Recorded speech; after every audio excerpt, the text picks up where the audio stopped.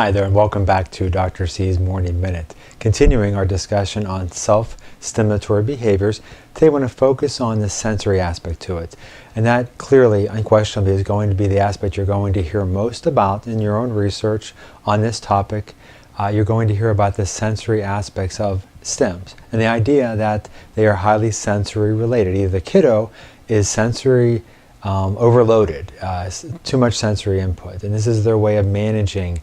The general conceptual idea is that kiddos with autism have difficulty with filtering, difficulty with processing information. It's just too much coming in from all the different senses, although most kiddos have typical sensory sensitivities in a particular aspect of their senses, and we'll talk more about that. But in any event, and it's that overload that causes them to self-regulate using this stim to self-regulate. That would be sensory being burdened in that respect. The other is sensory seeking, which would be that they also, again, it gets complex because this could also be a self-regulation aspect, but it also could be that they just really enjoy doing it. It's just, for whatever reason, it's just really fun for them and very stimulating for them to behave in whatever way they're behaving in this repetitive fashion. And so, again, we want to take a look at, and what will help you to get this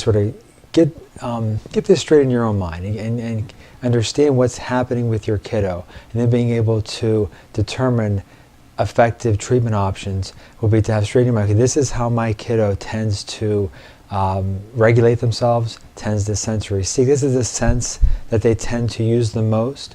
And so then when I'm determining replacement strategies or ways of containing the behavior to some extent, I know how to go about this. I know how to join with them, and we'll talk more about that later as well. So, not uncommon, you see visual stims, where the kiddo is stimulated with their eyes. They may be putting objects in front of their eyes, to the sides, like peripherally. Peripheral gazing is rather common. They may get down low to get a certain perspective, but it's a highly visual aspect to it. Auditory, they want to hear something over and over again, a particular sound or a song or whatever the case may be. Also, with the visual, I should mention something else with the visual, which is very, very common, which is forwarding and rewinding videos, which has actually lots of different elements to it, because that could be auditory as well, and a highly visual aspect to it as well.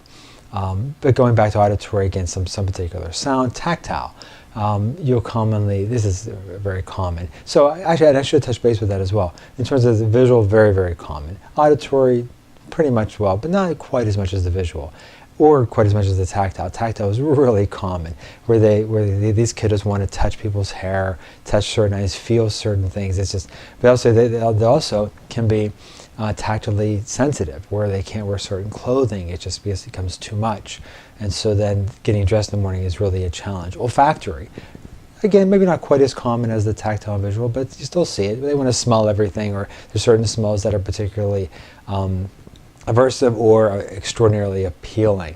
Now you also move into taste, which would be typically aversive, to tell you the truth. Usually extraordinarily finicky, and meal times can be really a challenge.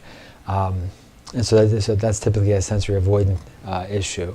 Then you move into the kinesthetic, proprioceptive, and vestibular. They kind of all go together.